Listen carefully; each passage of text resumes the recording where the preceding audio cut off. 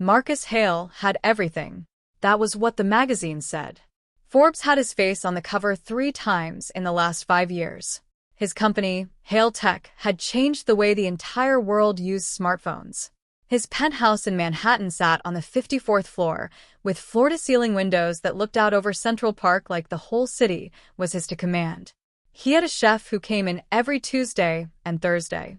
He had a driver named Gerald who never spoke unless spoken to. He had a closet full of suits that cost more than most people made in a year. But Marcus Hale did not have warmth. That was not something the magazines wrote about, but anyone who worked for him knew it. His personal assistant, Dana, told her husband every night that working for Marcus was like working inside a refrigerator. Not cruel, not mean, just cold. Precise. Efficient. He said good morning exactly once per day, and only if you crossed his path in the first hour. He did not ask how your weekend was. He did not remember your birthday.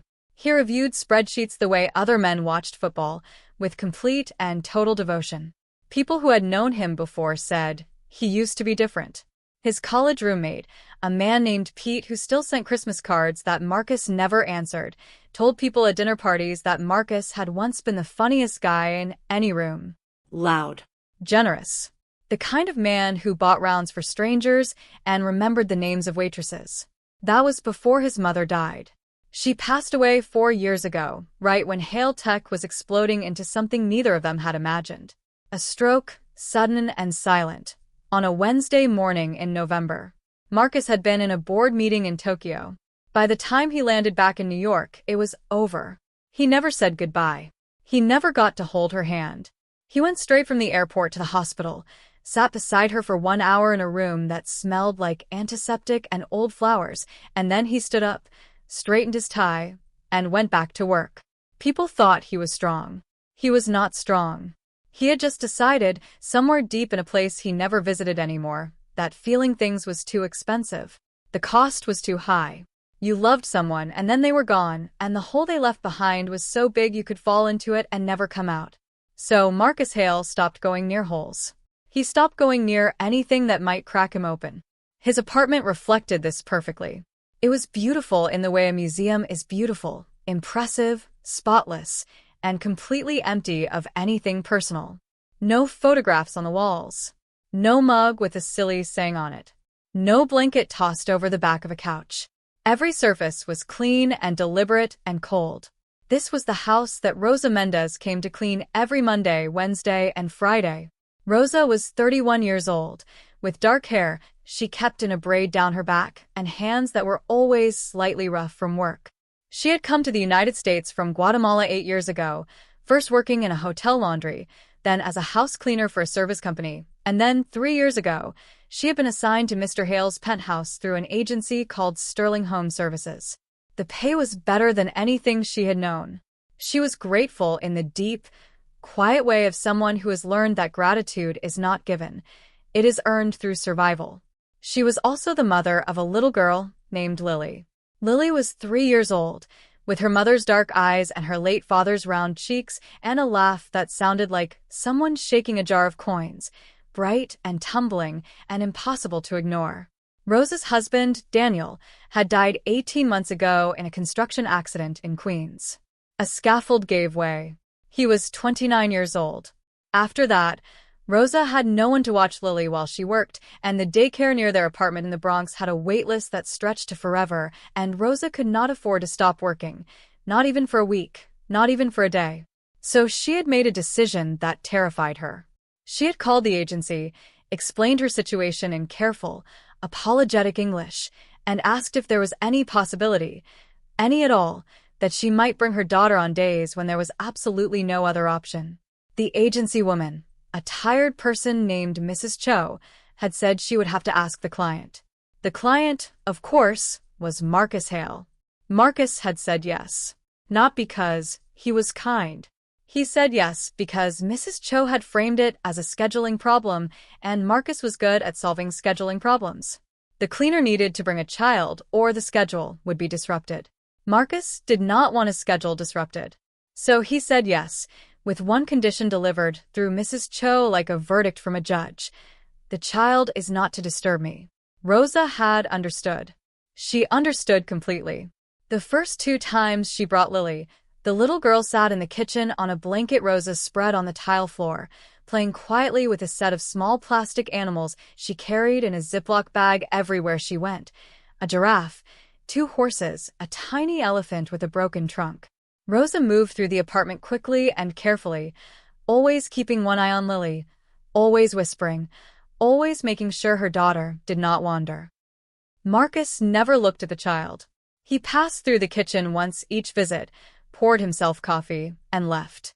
He moved like a man who had learned to make himself invisible inside his own home, or maybe like a man who had learned to make everything else invisible instead. Lily watched him with her huge dark eyes the first time he passed. She did not say anything. She just watched. She held her little elephant with the broken trunk against her chest and watched the tall man in the expensive clothes pour his coffee and leave, and something in her small face was not afraid and not confused. It was just curious. The way only a child can look at a closed door and wonder simply, honestly, without any of the protection that adults build around their wondering what might be on the other side. Rosa noticed her daughter watching. She whispered, very quietly in Spanish, "Don't bother him, my love. He is a serious man." Lily looked at her mother. Then she looked back at the door Marcus had walked through. She patted her broken elephant on the head. And she did not say a word. Not yet. It happened on a Wednesday. Rosa always did the laundry on Wednesdays. It was part of the schedule. She collected shirts from the hamper in Marcus's walk-in closet, ran them through the washer and dryer that lived in the utility room off the kitchen, and then ironed them on the ironing board she set up near the window in the living room, where the light was best. Marcus had 14 dress shirts. She ironed every one with the same attention she gave to everything in this apartment. Careful, precise, grateful for the work. Lily was on her blanket in the kitchen. Rosa had given her a small snack, crackers and a little container of apple juice, and set up her plastic animals in a row along the edge of the blanket. The giraffe first, then the horses, then the elephant. Always in that order. Lily had rules about the order, though she had never explained them, and Rosa had learned not to disrupt the sequence. Marcus was somewhere in the apartment. His home office, probably. Or the study. He moved through his own space like a ghost, appearing and disappearing, and Rosa had learned after 3 years to work around his presence the way water works around stone. Not fighting it, just flowing. Rosa was on the 7th shirt when her phone buzzed in her apron pocket. She should not have looked. She knew she should not have looked. But the number on the screen was the school where Lily was supposed to start a special developmental program in September, a program that a kind social worker named Ms. Adler had fought for months to get Lily into, and they had been waiting for a call back about a form, a very important form, and Rosa had been checking her phone every 20 minutes for 3 days. She stepped back from the ironing board. She held the phone to her ear. The woman on the other end spoke quickly about documents and deadlines and a date that was coming up faster than Rosa had realized, and Rosa's heart started to do the complicated math of someone who is always calculating time, money, distance, possibility, and she pressed her back against the wall near the kitchen doorway and closed her eyes and tried to understand everything the woman was saying. She was on the phone for 4 minutes. She did not know that Lily had gotten up from the blanket. Little children, when they are quiet, are somehow quieter than silence. Lily had set her elephant down very carefully beside the giraffe. She had stood up on her round little legs in her pink leggings and her shirt with the strawberries on it. She had looked at the doorway. She had looked at the ironing board with the shirt hanging off of it. She had walked over to it.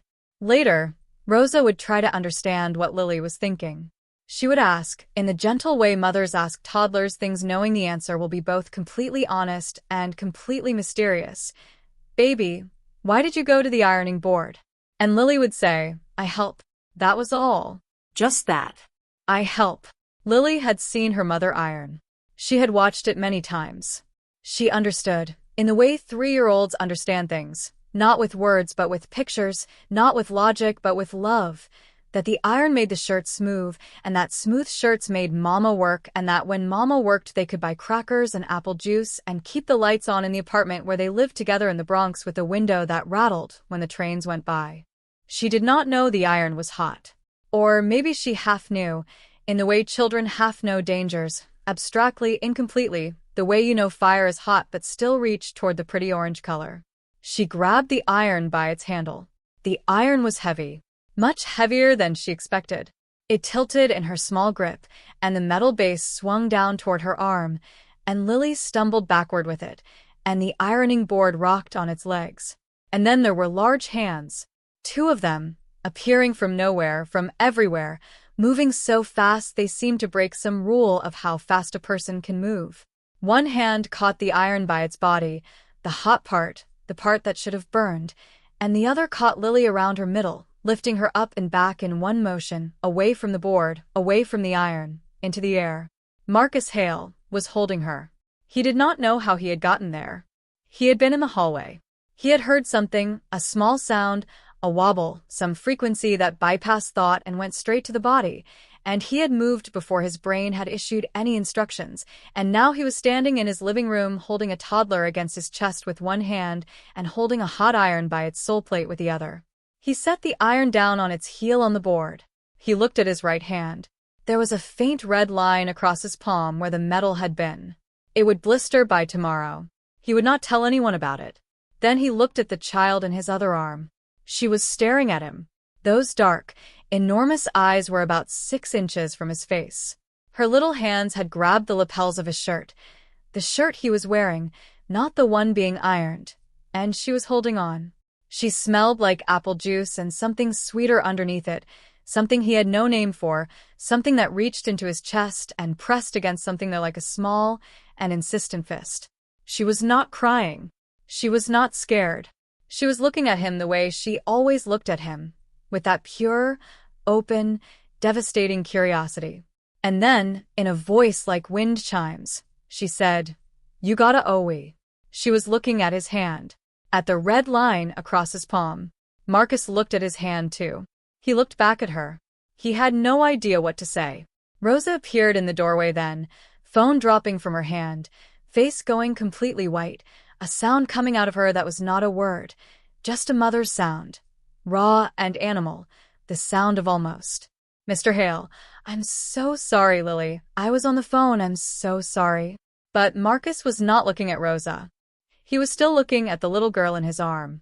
She had reached out her tiny hand, and with one small finger, she touched the red line on his palm, very gently, like she was checking on him. And Marcus Hale, who had not cried in 4 years, who had buried his mother without shedding a single tear, who had built walls around himself so high and so thick that he had stopped being able to see over them, Marcus Hale felt something move in his chest. Something old. Something he had locked away so carefully he had almost convinced himself it was gone. He tightened his arm around the little girl. Just slightly. Just for a second.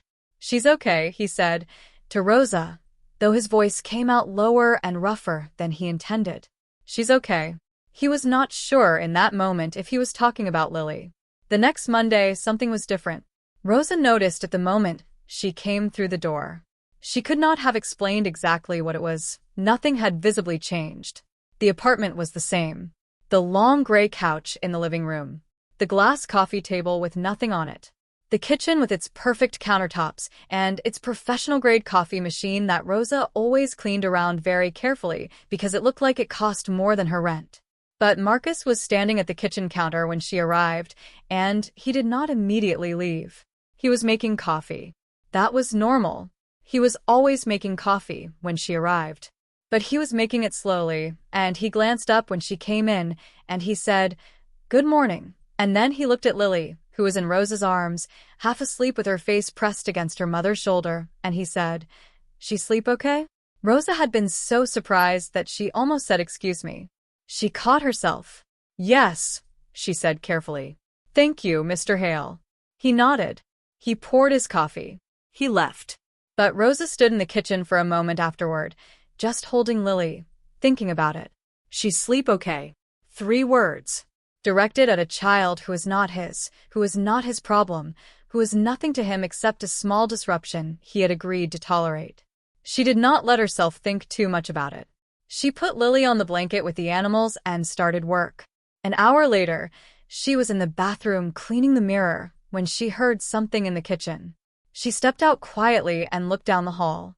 Marcus was crouching on the kitchen floor. He was an enormous man, tall, broad-shouldered, the kind of man who filled a doorway. And he was crouched down on his kitchen floor in his suit trousers with his sleeves rolled up, and he was holding out a cracker toward Lily, who was sitting on her blanket looking at him with her head tilted to one side. He was not looking at Rosa. He did not know she was there. He said, "Is that the elephant?" And he pointed at the small plastic animal in Lily's hand. Lily looked at the elephant. She looked at him. "Ella," she said seriously. Her name, Ella. Marcus looked at the elephant too, considering it. "Ella," he repeated, like he was memorizing it. "What happened to her trunk?" Lily looked at the broken trunk. Her face got a particular expression, serious, a little sad, the expression of someone delivering difficult news. "She got a owie," she said. "Like you." Rosa pressed her hand over her mouth. Marcus was very still for a moment. Then he said quietly, "Yeah, like me." Lily held out her hand, and Marcus placed the cracker in it very carefully, and Lily took it and took a bite, and then held out the other half toward him in the ancient, instinctive hospitality of small children who have never learned to hoard. Marcus looked at the half cracker in her small hand. He took it. He ate it. Something about that, about the size of his hand taking that tiny piece of cracker from that tiny hand, made Rosa's throat close up, so suddenly she had to turn away and walk back down the hall and stand in the bathroom for a moment with her hand pressed to her chest, breathing. "Get yourself together," she told herself sternly. "He is your employer. This is not your story." But she was wrong about that. She just didn't know it yet. The visits shifted after that. Slowly, almost imperceptibly, the way seasons shift, not all at once but in small, undeniable degrees. Marcus started appearing in the kitchen more often on the days when Lily was there. Not intruding, not hovering, just present in a way he hadn't been before. He would pour his coffee and linger an extra few minutes. He would ask Lily a question. "What's the horse's name?" Or, "Is that your juice?" In a voice that was different from his business voice. Quieter. More careful. Like someone who had been walking on ice for so long they had forgotten what solid ground felt like, and had just found a small, warm patch of it, and did not want to step off. Lily, for her part, treated him with complete democratic affection. She was kind to him the way she was kind to the pigeons in the park, simply, without agenda, without expectation. She showed him her animals. She told him when she had a cracker, he could share. She pointed out things she found interesting. A spot of sun on the kitchen floor, a plane going by outside the window, a crack in the ceiling she had apparently been studying for some time. Once, she fell asleep on her blanket while Rosa was working in the bedroom. Rosa came back to the kitchen and found Lily curled up on her side, one hand tucked under her cheek, her elephant in her other hand, sleeping the deep and total sleep of children who have not yet learned to guard themselves even in unconsciousness. Marcus was sitting on the kitchen floor next to the blanket, not close enough to touch her, just near, just sitting, with his back against the cabinet and his long legs stretched out and his coffee in his hand, watching her sleep with an expression Rosa had never seen on his face, an expression so unguarded and raw and human that she felt she was seeing something she was not supposed to see, something private and huge. He looked like a man remembering something. Or maybe a man understanding something for the first time. Rosa backed out of the kitchen without saying a word. That night, in her apartment in the Bronx, with Lily asleep in the next room and the trains rattling the window, Rosa sat at her kitchen table and thought about Marcus Hale. Not as her employer, just as a person. A person who had lost his mother and built a fortress around the wound and filled that fortress with work and precision and cold surfaces. A person who had forgotten, or maybe decided to forget, what it felt like to be soft. Until a 3-year-old with a broken elephant reminded him. "Be careful, Rosa," she told herself. But she was already not being careful. Because you cannot watch a man like that sit on a kitchen floor next to your sleeping daughter and feel nothing. You cannot watch ice melt and feel nothing. It is not possible. And Rosa Mendez was many things, but she was not a woman who was good at feeling nothing. It was a Friday in October when it happened. The light was already getting shorter, coming in at that low autumn angle that made even Marcus's cold apartment look golden for a couple of hours each afternoon. Rosa was cleaning the study, the one room in the apartment that Marcus had asked her, when she first started, to treat with discretion. She had understood that to mean, clean it carefully, don't move things, don't ask about things. She had kept that agreement for 3 years. The study was the only room in the apartment with photographs. They were not displayed prominently. They were not on the walls. They were on the desk, Marcus's large mahogany desk that she dusted around carefully, in small frames pushed to one side like things he kept close without wanting to see too clearly. There was a woman in almost every one. A small woman with Marcus's eyes and a wide smile that was the exact opposite of everything Marcus was. Open, laughing, undefended. In one photo she was younger, maybe early 40s, holding a small boy with brown hair by the shoulders, both of them squinting into summer sun. In another she was older, at what looked like a restaurant, raising a glass. Rosa had understood, on her first week, that this was his mother. She had never said anything about it. She was dusting the bookshelf that Friday when she heard the soft pat-pat of Lily's feet on the hardwood. She had thought Lily was still on her blanket in the kitchen. She had been deeply absorbed in a project involving arranging her animals in what appeared to be a very specific circle, but somehow, in the way of toddlers, she had migrated. Rosa turned and saw Lily standing in the doorway of the study, looking around with wide eyes. Lily. But Lily had already walked in. She walked straight to Marcus's desk, as direct and purposeful as if she had been there before, as if she had always known exactly where she was going. She was too short to see the top of the desk from standing. She got up on her tiptoes. She could see the frames. She pointed at the one with the woman and the little boy. "Who dat?" she said. Rosa was about to say something. "Come here, baby. Let's go back to the kitchen," when Marcus's voice came from the doorway. "That's my mom." They both turned. He was standing in the doorway of the study, leaning against the frame with his arms crossed, and his face was doing the thing it did sometimes now, the open thing, the unguarded thing, but there was pain mixed into it today. Real pain, the kind he kept in this room with the photographs. He did not look angry that Lily had come in. He looked like someone who had been found somewhere they had been hiding and didn't quite have the energy to pretend they hadn't been. Lily looked at the photograph again. "She pretty?" she said. "Yeah," Marcus said. "She was." Lily pointed at the little boy in the picture. "Dat you?" Marcus walked into the room then. He came and stood beside the desk and picked up the photograph, and he crouched down to Lily's level and held it so she could see it properly. Rosa watched from the bookshelf, barely breathing. "That's me," he said. "I was about 4 there. Maybe 5.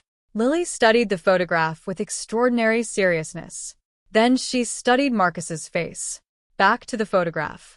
Back to Marcus. The detective work of children. "Where your mama now?" she asked. The room went very still. Rosa wanted to intervene. "Lily, honey." But something stopped her. Some instinct that said, "Let this happen. Let him have this." Marcus looked at the photograph for a long time. "She went to heaven," he said finally. "A few years ago." Lily processed this. Her face got soft.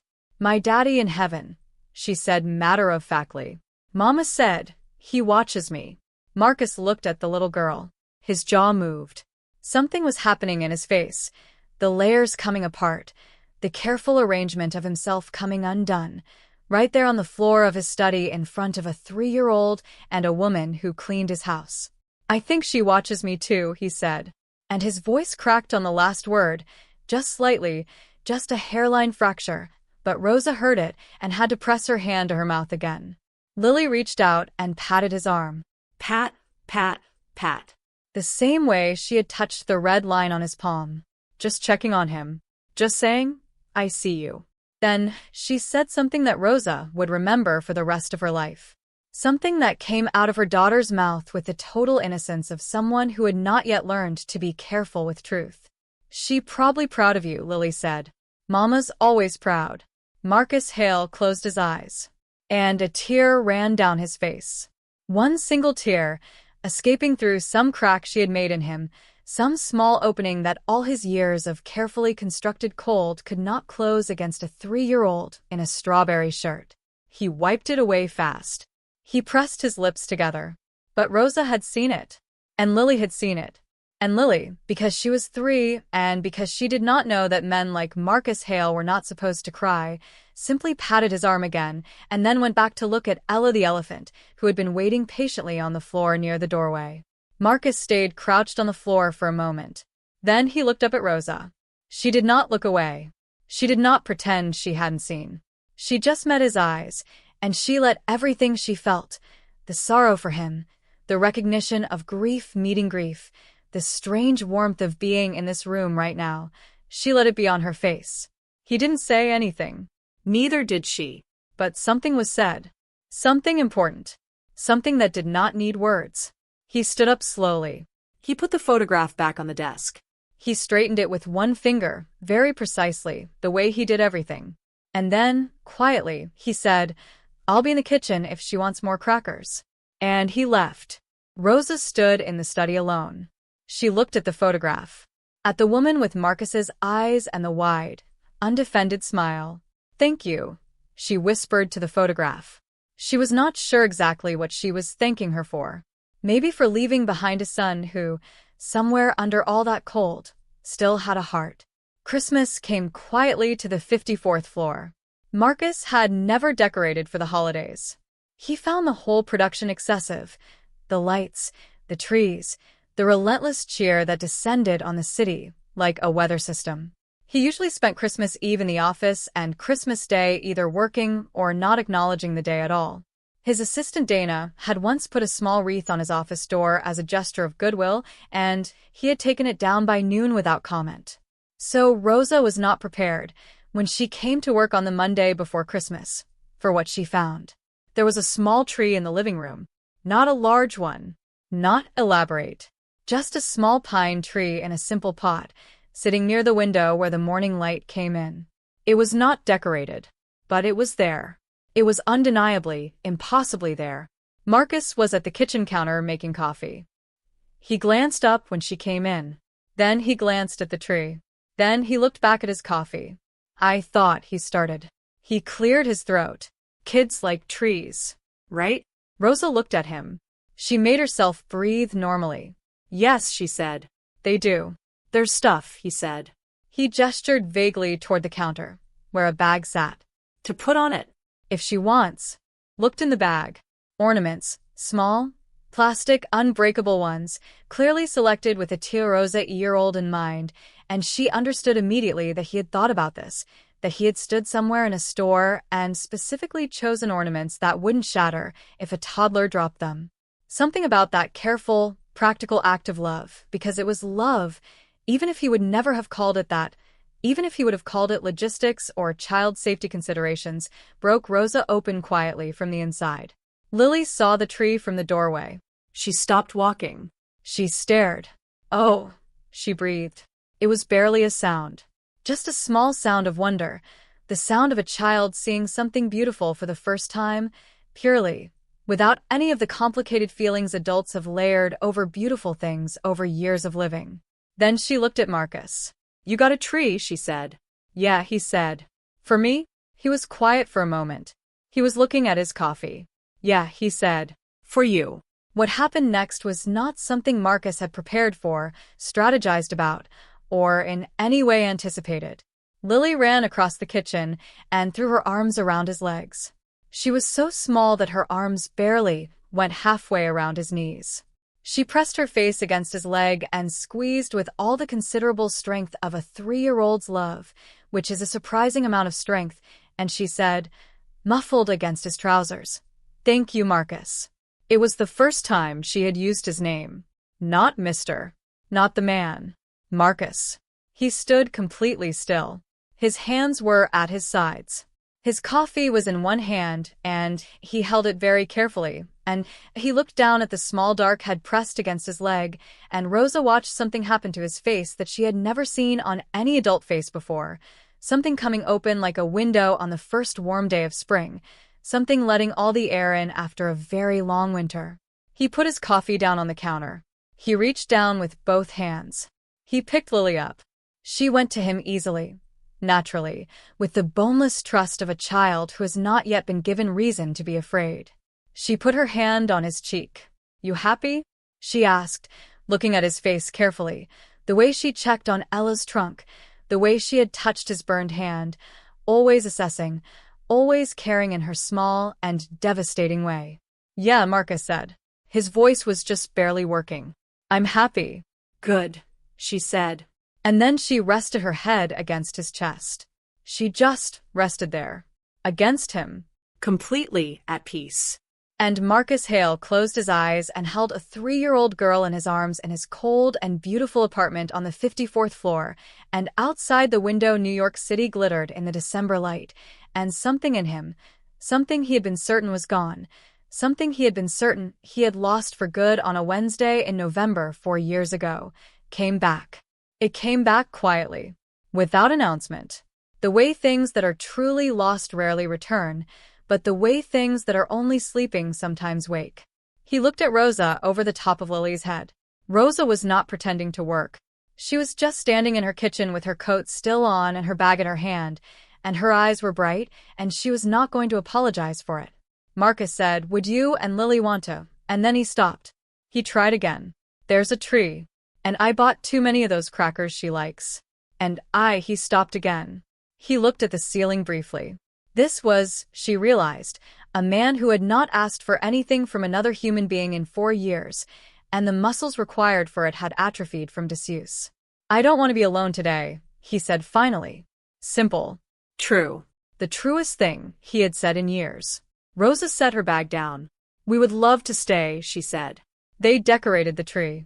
It took a long time because Lily had very specific opinions about where each ornament should go, and those opinions were not negotiable, and Marcus, it turned out, did not argue with her about it.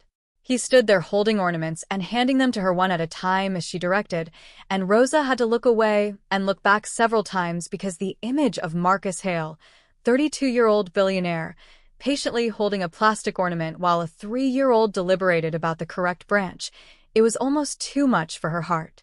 At one point Lily handed him the elephant. A small ornament she had pulled from the bag that looked like it had a slightly misshapen trunk. "That's Ella's cousin," Lily said gravely. Marcus looked at the ornament. He hung it at exactly Lily's eye level, so she could see it from the ground. "Perfect spot," he said. They ordered food. Marcus asked Lily what she wanted, and Lily said noodles, so they had noodles, and they ate at Marcus's big dining table that had never had more than one person at it as long as Rosa had worked there, and Lily told Marcus about her plastic animals and her daycare teacher Miss Bev, who could do a funny face, and Marcus listened to every word. He asked questions. He leaned his chin on his hand and listened to a 3-year-old explain the social dynamics of her daycare class with the same attention he gave to board meetings. Rosa watched him. She thought about his mother in the photographs. She thought about the person Pete remembered from college. She thought about the man who had caught an iron barehanded to protect a child who wasn't his. She thought about crackers shared on a kitchen floor, and a single tear escaping in a quiet study, and a small pine tree purchased because kids like trees. She thought about how grief can compress a person, can make them smaller and harder and colder, can convince them that the only safe way to exist is to feel nothing. And she thought about how it sometimes takes the most unlikely thing, not therapy, not time, not wisdom, but a 3-year-old with a broken elephant and an inexhaustible supply of love, to reach through all of that and find the person still living inside. Later, when Lily had fallen asleep on the couch wrapped in her coat, the little elephant tucked under her chin, Rosa and Marcus sat at the kitchen table and drank coffee. The apartment was quiet except for the sound of the city below. Marcus looked at his hands on the table, at the faded scar across his right palm. "She's remarkable," he said. "She is," Rosa agreed. "You're remarkable too," he said. He said it simply, without strategy, the way he had started saying all true things, carefully, like they cost him something because they did. "What you're doing. Alone. Working like this for her. He shook his head. "I've been surrounded by extraordinary people my whole career. I didn't know what it looked like until," he stopped. "Until what?" Rosa asked softly. "Until I watched you love her," he said. Rosa did not say anything. But her hands were on the table too, and Marcus looked at them for a moment, and then very slowly, with the deliberateness of a man making a decision he has thought about very carefully, he put his hand over hers. Just his hand over hers. That was all. And that was everything. Outside, the December light faded into early winter dark, and the city lit up its million lights, and on the 54th floor of a building in Manhattan, a cold man was not cold anymore. He had been undone by a toddler in a strawberry shirt. He had been remade by a small hand on his cheek and a voice that asked, "You happy?" without any idea that the question was enormous. He had been found by the smallest, simplest, most irresistible kind of love, the love of a child who does not know to protect herself from giving it, who gives it freely and completely to billionaires and broken elephants and strangers on kitchen floors alike. And Marcus Hale, who had everything and had felt nothing for 4 years, sat in his warm kitchen with his hand over Rose's hand and a sleeping child on his couch, and he felt everything. All of it. Every bit of it. And it was the greatest thing he had ever had. The end.